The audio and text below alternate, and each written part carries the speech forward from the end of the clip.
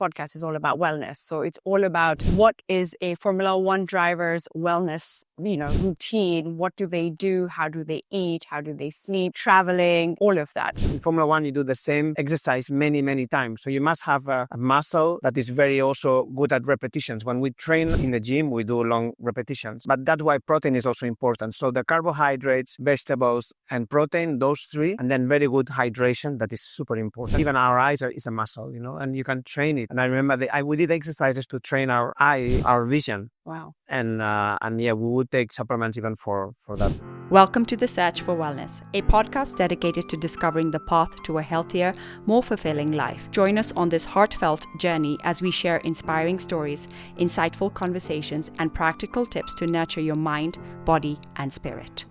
For those who may not know, my next guest, Marc Gené, has been a dear friend of my husband since 1993, and I've had the pleasure of knowing him since he attended our wedding 16 years ago. Marc's impressive career in motorsports includes 2 seasons as a Formula One driver with Minardi team, 1999 to 2000.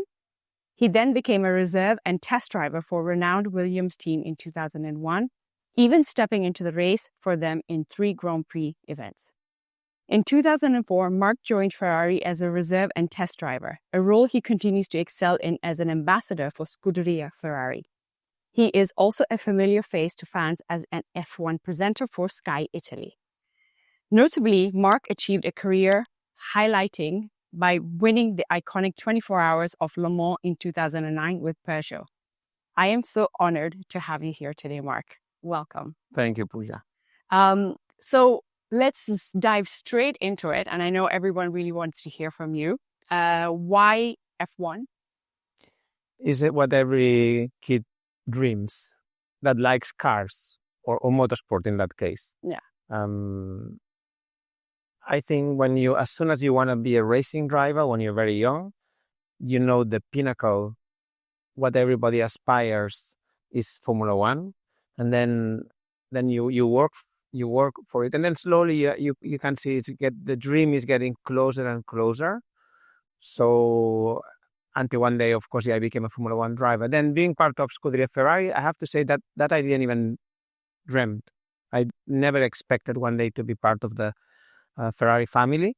But being a Formula One driver is something I dreamt so many nights, and waking up saying, oh, it's still not true, but yeah, eventually it became true.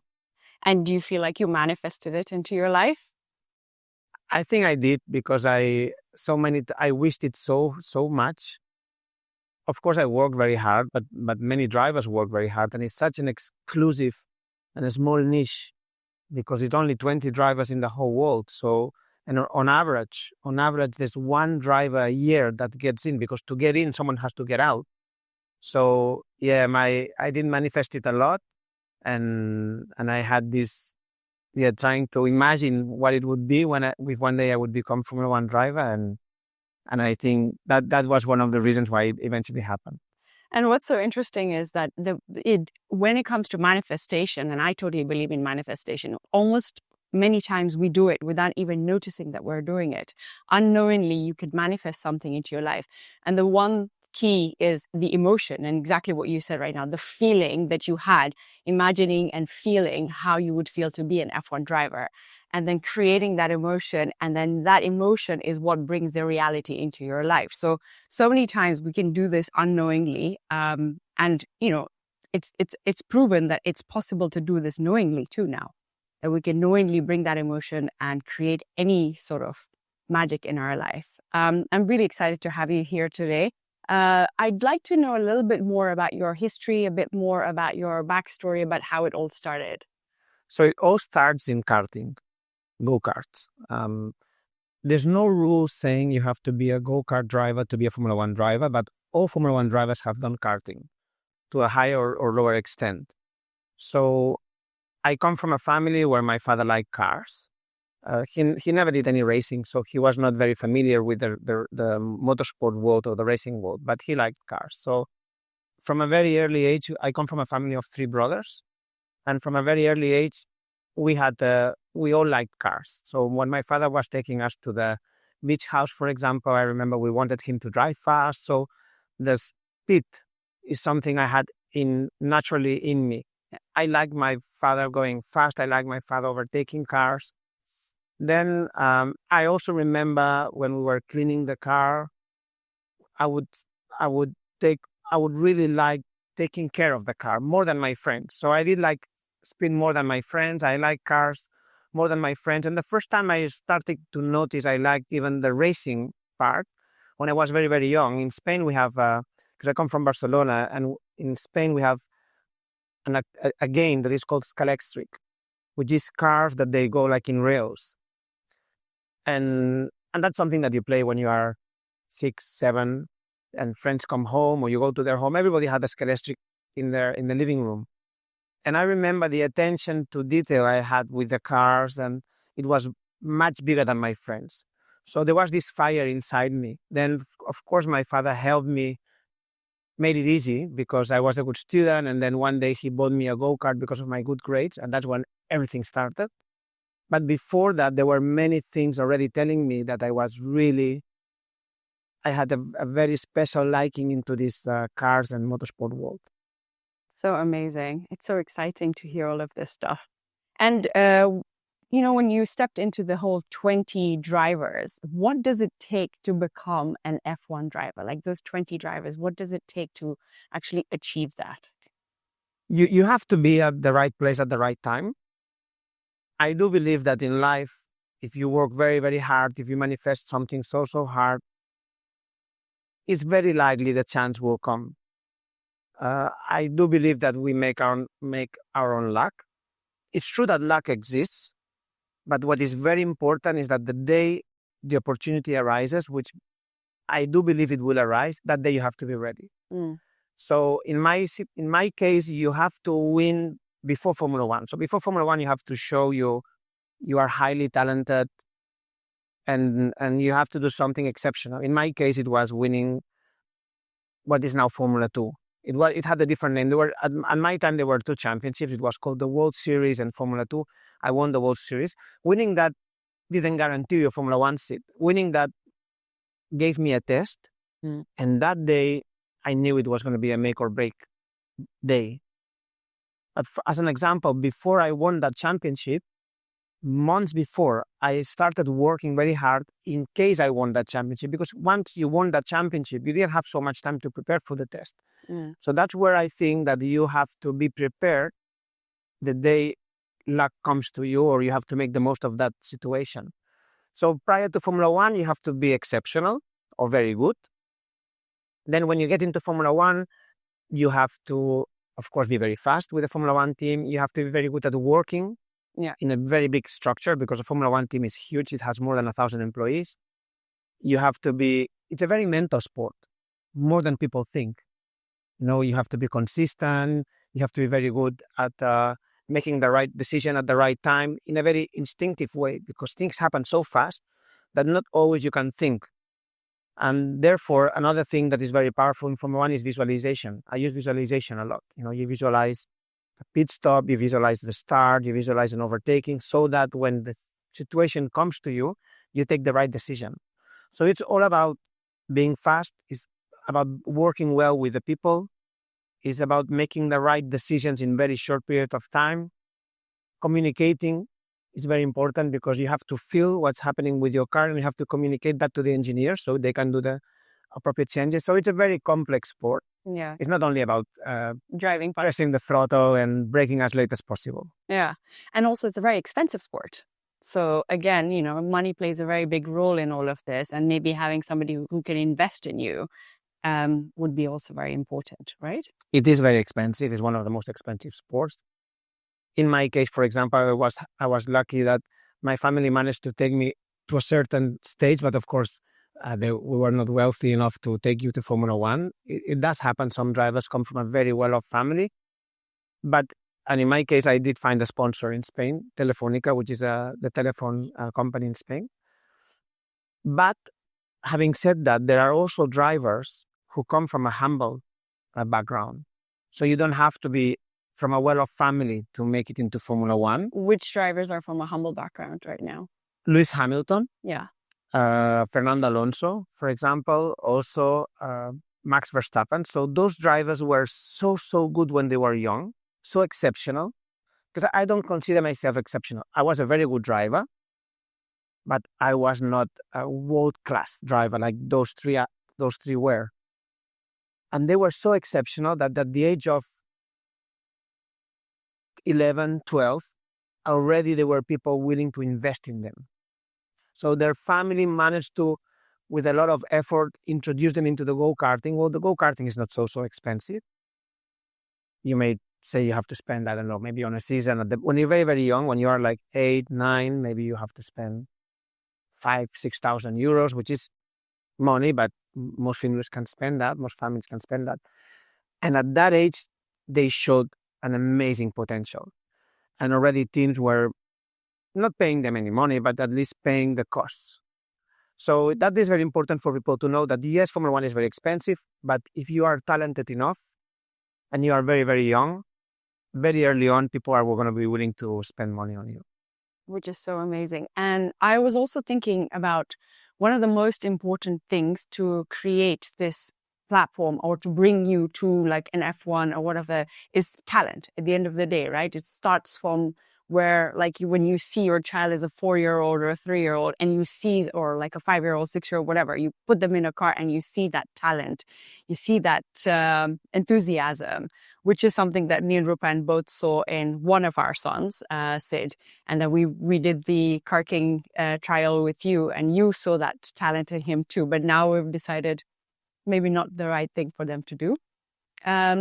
This is something, the reason I wanted you here today, one of the main reasons I wanted to hear from you today is to do all about, because this podcast is all about wellness. So it's all about what is a Formula One driver's wellness, routine. What do they do? How do they eat? How do they sleep? Traveling, all of that. So we're going to go straight into it. And so for that, my next question is what does a Formula One driver eat? Like, what are their like diet? Like, what's your diet like and stuff? I mean, of course, I would say carbohydrates. With a lot of carbohydrates. If you would look at what the driver eats before the race, there'll be some carbohydrates for sure, because that's the energy that you're going to be using straight away. But you have to go back, not just what you eat just before, But so basically, for sure, vegetables are very important. When we eat carbohydrates, we make sure it's like plain, because it's much easier to digest.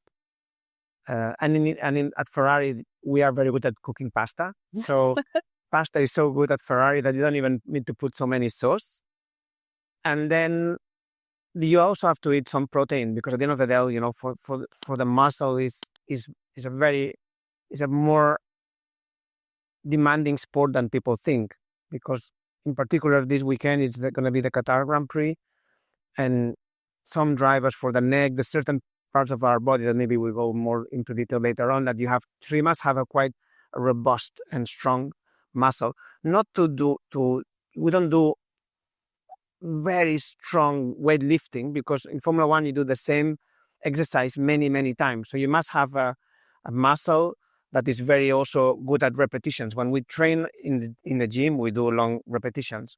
But that's why protein is also important. So the carbohydrates, vegetables, and protein, those three, and then very good hydration. That is super important, because some Grand Prix, we really lose a lot of liquid. Those ones are very important. Then if you eat pasta rather than rice, when we do proteins, we do a lot of more chicken, white meat rather than red meat. Vegetables, because you need them for sure. Probably what I used to do is the night before the Grand Prix, I would be more into the protein. Then in the morning or just before the race, I would do more of the carbohydrates. The hydration is something that you have to do way before. It's not just drinking before the race. It's something that you have to make sure your body is fully hydrated. So, but these three are the most important ones. Do you guys take anything special for hydration? Do you take any electrolytes or Celtic salts? We do. The only thing you have to be careful is during the race, because we also drink during the race. Sometimes some people, if you take some minerals, some electrolytes, it may create some stomach being uncomfortable. So it's very important that at testing, you test them.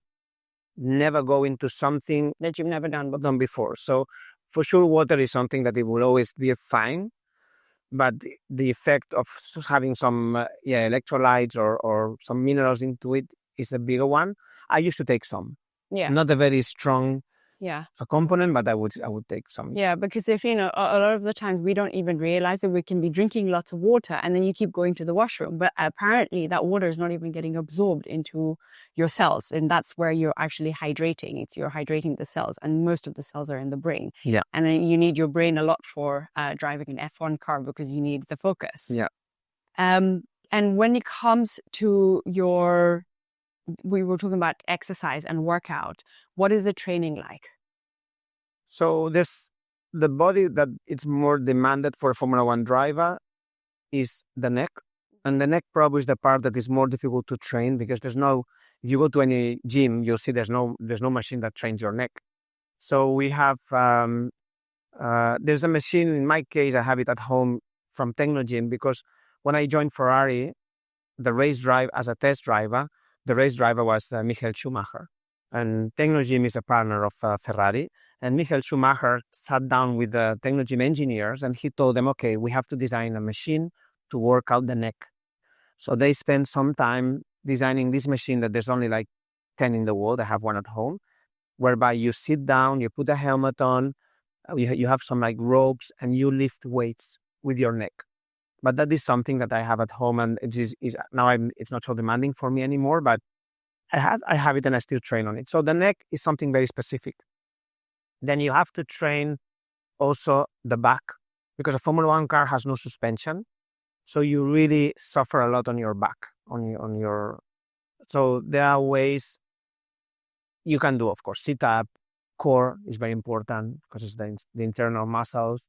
And there are ways also to train your back to make sure it's very, very strong, because it's like the central part of your body. From your back, you're gonna have support on the upper side of your body and also on the legs. Then, of course, the arms is quite important, but that's where I was telling you that we don't do heavy weights. We do maybe 15, 20 repetitions. So it's more for durability. And then, of course, cardio. Running. I do running because I'm quite good with my knees and I don't suffer so much on my back. And I think it's a bit more time efficient than bicycle. I do a bit of both, but then you have to do the cardio. And also I do swimming, especially because it helps me like allonge my muscles, and I feel it's also very good. And when I do swimming, funny enough, because in Formula One, when we do a corner, we do apnea. Because through a corner is so intense that we stop breathing, and coming out of the corner, you breathe again. But you don't realize that. We know that because we've put some sensors and we know that. So when I do swimming, I work also in swimming with lack of air. Therefore, then I'm used when I'm driving to these apnea periods that we have through the corners. So those are the three areas: muscle, then working on the certain areas of the muscle, cardio, and then the swimming, whereby then I also make sure I reinforce the apnea. And what about breathing? Do you guys do any breath work or any sort of like exercises to practice that? I do the breathing when I do the visualization. Okay. So if you look at the drivers before the start, before qualifying, you probably see that they many close their eyes. Mm-hmm. And when they close their eyes, probably they are visualizing. And when you visualize, my sports psychologist, he told me that first you had to kind of meditate or relax. So you have to do a good visualization. You have to really lower and abstract yourself from anything. And you do that through breathing. So I used to put a tape whereby my psychologist was talking to me saying, okay, now you have to deep breathe from the stomach, now breathe from your lungs with a certain technique. Then feel your feet, feel your legs, and then when you're fully relaxed, then you visualize, and then after doing the visualization technique, then you come out of this visualization technique. So, and coming in and out, especially coming into the visualization, you would do some breathing technique. Yeah, because you want to bring your body back into parasympathetic so that you can just be in rest and digest, and then you go into the fight and flight when you're in the car, because you're in the car and you're in fight and flight. And when you're trying to visualize, you want to be in your rest and digest system, which is so interesting. And while they're driving, do they work on this breath work, or is it not focused on breathing while driving also? No, that is natural. The only thing when you drive is very indicative when you lose concentration. Because when we drive, we should only think about driving. If your mind is going somewhere else, is a very clear sign you're losing concentration. And then there are ways to go back. Bringing it back into the present moment. So we have techniques. Yeah. That's something you work also with your psychologist, how to go back into being 100% focused. But the breathing, once you start driving, if you notice that your breathing is getting a bit more difficult, is a sign that you're getting tired. Because if you're getting tired, probably, let's imagine you're driving and you start to feel, I'm having effort. It's a bit too difficult for me to steer. That is at that moment, part of your brain, even 20%, is going into the muscles saying, I'm getting tired. So there's only 80% onto the driving. So for us, it's important that when you drive, you never think about that you're making an effort. If you're thinking about that, you're losing concentration, or some of your brain is going into thinking that your certain part of your body is not fulfilling as it should. What about taking supplements? We do. This is because the drivers we have a doctor in the team, and then every driver has a trainer, physiotherapist, which probably is more specialized in certain areas. Maybe one is more specialized in training, another one is more of a physio, another one maybe is more of a psychologist, but they are the ones who are gonna, because what we do is at the beginning of the season or at the end of the season, they do a really full body checkup. And maybe also halfway through the season, where you do a blood sample, urine sample, and there, the doctors will tell you if there is any supplement you should take, whatever. So I think this is more like tailor-made for every driver. Yeah. So every driver takes some supplements based on their diet. Maybe you're lacking something because we all like more some food than others. But the supplement is more the doctor telling the physiotherapist or the trainer, okay, he needs to take these supplements at this time of the day, whatever, But yeah, this is more tailor-made. Okay. This podcast was created to inspire and connect with people. If you are liking the content of this podcast, hit the subscribe button, like, follow, and share this platform. Lots of love. Because there's a lot of supplements that people can take that can actually help you with your mind, with just changing. Like there's one that I take that's absolutely amazing. It's a mushroom. It's called lion's mane, and what it does, it works with your brain and it works with your cognitive function. So you can even give it to kids if they have an examination and stuff. So it's something that would be really good to take as a Formula One driver because it really helps you put your focus into what you're actually doing at that moment. So it's a really good one. And it's just mushrooms. It's nothing, and it's not psychedelic mushrooms, it's functional mushrooms. I used to take one when I drove at Le Mans, because 24 hours of Le Mans is very long stint. Formula One race is more or less 1 hour and a half. Yeah. So it's a very intense race. It's like a sprint. Yeah. Endurance racing, you do driving for like almost 4 hours nonstop. So mentally, it can be very tiring. Even your eyes tend to get very tired. And the doctor we had at Peugeot when I won the race, he gave us some supplements to be sharper with your eyes. Interesting. And to be less tired. So I was surprised, that there were even some supplements that you could take for having this sharpness on your eyes, because at the end of the day, even our eyes is a muscle, and you can train it. And I remember we did exercises to train our vision. Wow. And yeah, we would take supplements even for that reason. And when you're in the car, let's say, even if you're doing the Formula One racing or any type of racing, you're probably losing a lot of weight because you're sitting in the car for so long, you're sweating in your suit. How much weight on an average does a F1 driver lose while racing? Between 2 and 3 kilos. Wow. Then, of course, you have 1 liter more or less that you can take with you.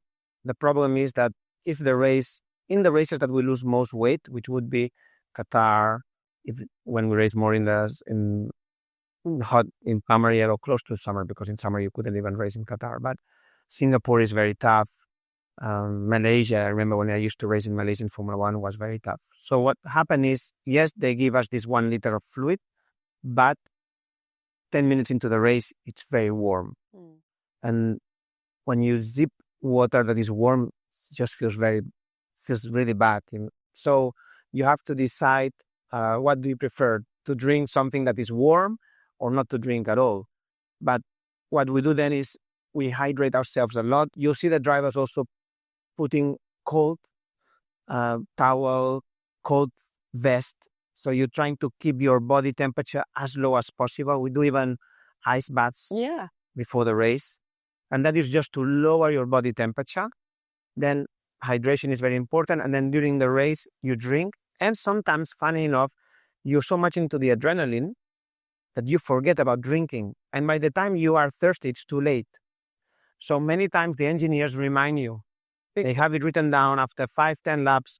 They remind you, drink. Because you are so much into the fight that you forget. And as I say, if you then say, oh, I'm thirsty, that means that your body is giving you information that you've gone too low on the hydration. So you have to drink. That's very important. People should know. You have to drink before you are thirsty. When you are thirsty, normally, I wouldn't say it's too late, but it's a sign that you are drinking a bit too late. Okay. That's interesting. Yeah, you're right. You have to drink before you're thirsty. And you see that even with children, right? Like they'll come like, I'm so thirsty. You're like, okay, you should have been drinking water before then. What about travel? You guys travel a lot. You go from country to country, time zone to time zone.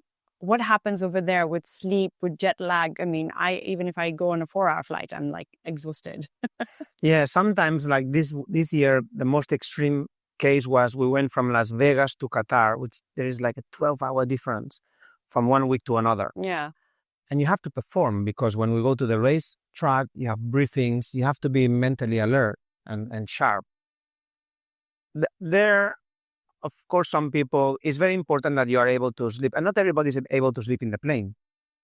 One of our drivers, Charles Leclerc, for example, he cannot sleep in planes. Oh, no. So he's fully awake during the flight. Carlos Sainz, for example, I know he takes some pills, some melatonin, so it helps him just sleep better. Me, I have zero problem. So that's why probably I'm one of the people within the team that I have less problems sleeping in the plane, sleeping in the hotel. But there are certain techniques. Now, some people may, as soon as they leave one time zone and they go to the next time zone on the plane, they try to adapt what people do, okay, I'm going to sleep now on the same pattern. Me, that doesn't work. That doesn't work so much. What I do is I sleep whenever I'm tired in the plane. I don't have a problem sleeping even sitting. Of course, if you fly business class, it's easier, but not always can you fly business class, and then you have to sleep like that. But for me, what really works is the moment I arrive in the next time zone, go to the gym. Go to the gym and do some cardio. It's like making sure your blood circulates, and and that makes the time that you need to adapt to the new time zone, it cuts it by half. And sometimes you arrive and it's difficult because you are tired, you want to go to bed. But if you can only go for an hour and a half, and once you go into the gym, then you wake up, you don't feel jet lagged anymore. But I know this because what happens is your body adapts quicker. You're going to sleep probably better at night because you're tired that you went to the gym. You're going to eat better. So all these processes, they just accelerate so much. So going to the gym for me is the thing that makes the biggest difference to me. And I think the other thing that most people don't know is that you don't drink alcohol and you don't take any caffeine, which is probably another win-win for your huge benefit when it comes to your sleep and your circadian rhythm, because alcohol and caffeine have been known to be sleep disruptors. That's like their job. They just know how to disrupt your sleep. I'm actually one of the reasons. I speak to people and say, really? I said, no, I slept no problem, or I'm not feeling tired, because I also always go home between the races, and sometimes I go home for just a day, But I guess the alcohol and the caffeine is something that it's a big one. I mean, you're a living proof that it's a big one. The fact that you can sleep anywhere. But yes, exactly. Adapting to the circadian rhythm of whichever place you're going to before you even get on the flight, or as soon as you get on the flight. I think that can be really helpful. And yeah, like what you're saying, Carlos, takes some melatonin, which can also help you and aid you into getting into that, forcing your body to get into that rhythm. But then you see, I guess the issue with being an F1 driver is that you're only in that place for what, maximum 5-6 days, and then you're off to the next place. So it's really difficult on their bodies and on the mind also. Which leads me to one of my next questions is, when we talk about being an F1 driver, physical, okay, done. Sleep, okay, done. Nutrition, okay, done. What is the most important thing? It would be the mental, right? The mindset. What do drivers do to help them with their mental mindset? Yeah, mental is a mental sport. Yeah. I think almost everything in life, though, nowadays, the difference from driver to driver is very much your mental state, your mind. And because if you look at the career of any Formula One driver, you'll see that the same driver, depending on one team or another, they perform much better. So the first thing it's telling you is that the atmosphere where you work makes a big difference, and the team can extract the best from someone. If you really feel good, then you may perform much better than in a team that for whatever reason they are not able to really get the best out of you. So the atmosphere is for sure a very big thing. Then the confidence, because we all have doubts. Even if you look at the world champion, believe me, they have doubts. So I have certain things, and drivers need to be very confident. Because if you're not confident, then maybe you don't go at that speed or you don't brake at that place. So how you are able to be confident, this is very, very important. Then again, visualization, I think, is very useful. I believe a lot in reading on phrases, things that Positive affirmation. positive attitude. I do believe a lot on that, and all my life I've always read books about that. And I read a book, maybe I take just 10% of something. I think everybody may use things that work for them and not for others. So there are ways, like, let's say, to train your mind so that you are in the best state. Some of it may be your team, but some of it you have to work by yourself, because the confidence aspect in a Formula One driver is very, very important. And then to be able to perform under pressure. This is also something in Formula One, you have to perform under pressure. But as I say, these difficulties, you may just have doubt on yourself, because we all have doubt, I think, at some point in Everyone ourselves. does, yeah. But everybody does, because sometimes you are in the grid, and there may be a driver that looks super confident, but I'm sure he's having doubts as well. And in fact, as an example, you see most drivers use some headphones before they go in the car.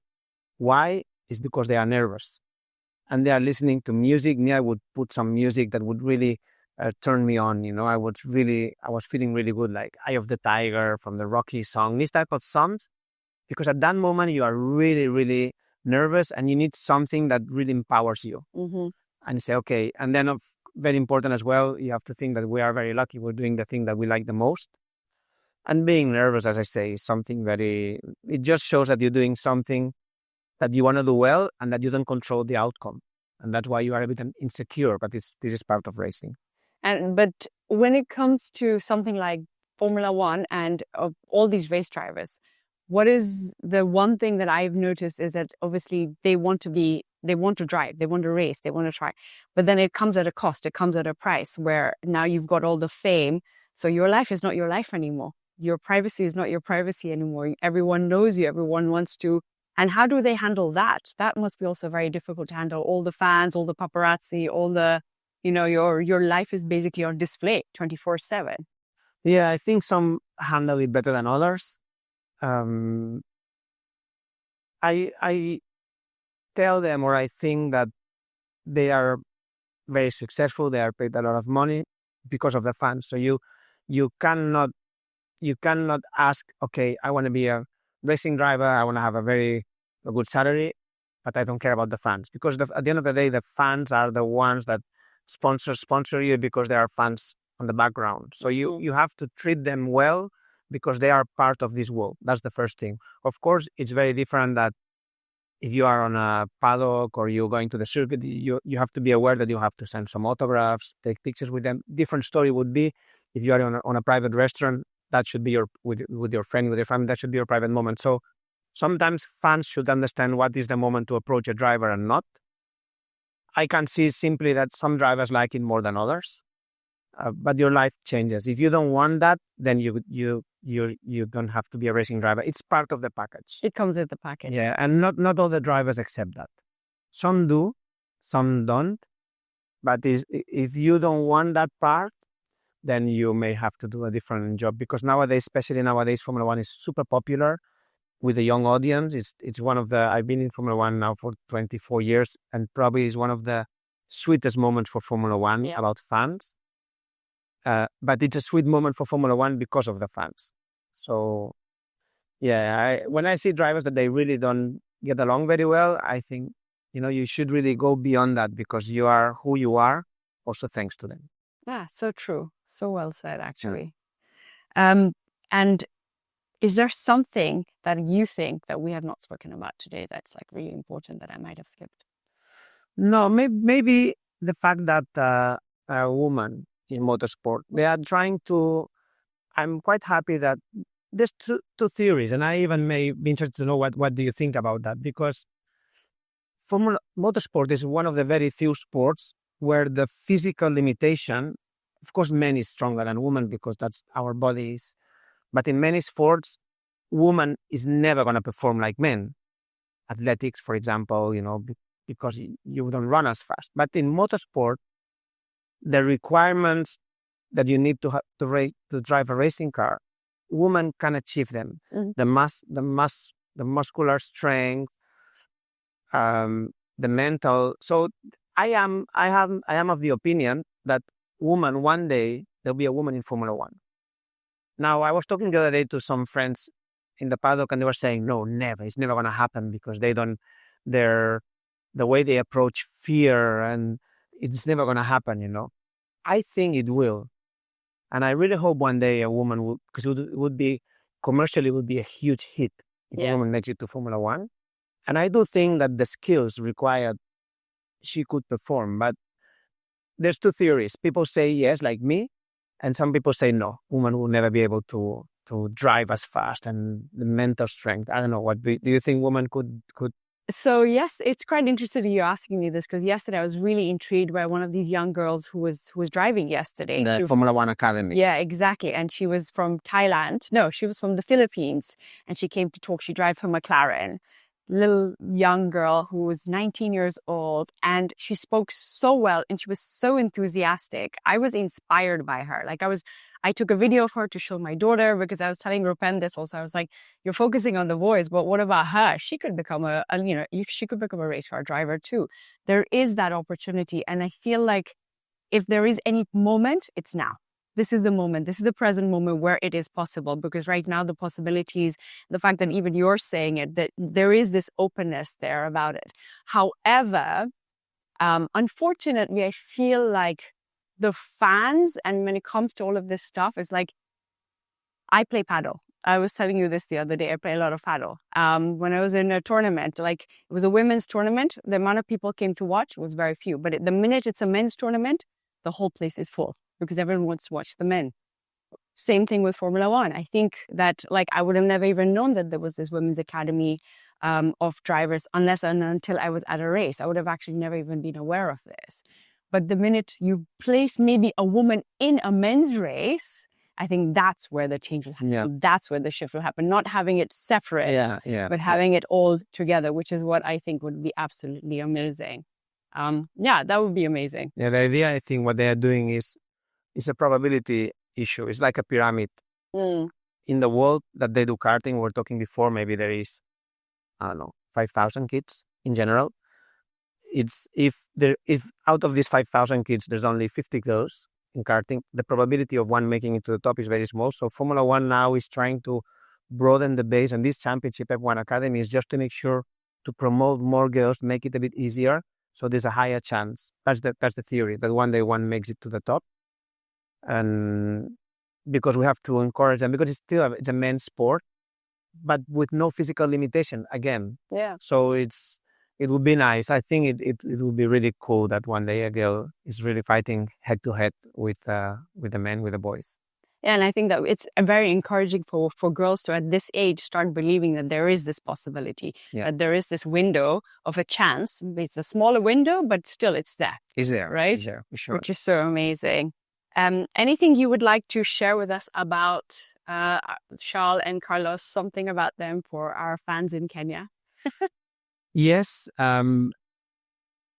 If you look at, for example, Carlos is first of all, is important that they work well together in a team. They are competitors because people should understand that within a team, your first competitor is your teammate. Yet at Ferrari, when they sign the contract, we tell them the main objective is the team's Constructors' Championship. So it's difficult for a driver, for them in particular, especially at Ferrari, because at most of the teams, the most important championship is the Drivers' Championship. But at Ferrari, is the Constructors' Championship. So you have two drivers, Carlos and Charles, who are selfish, because Formula One drivers are selfish, that they want to win for themselves. But we keep telling them, hey, we have to win for the team.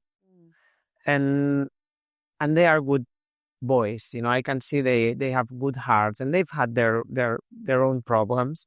Especially in Las Vegas this year, they on the radio there was some discussion.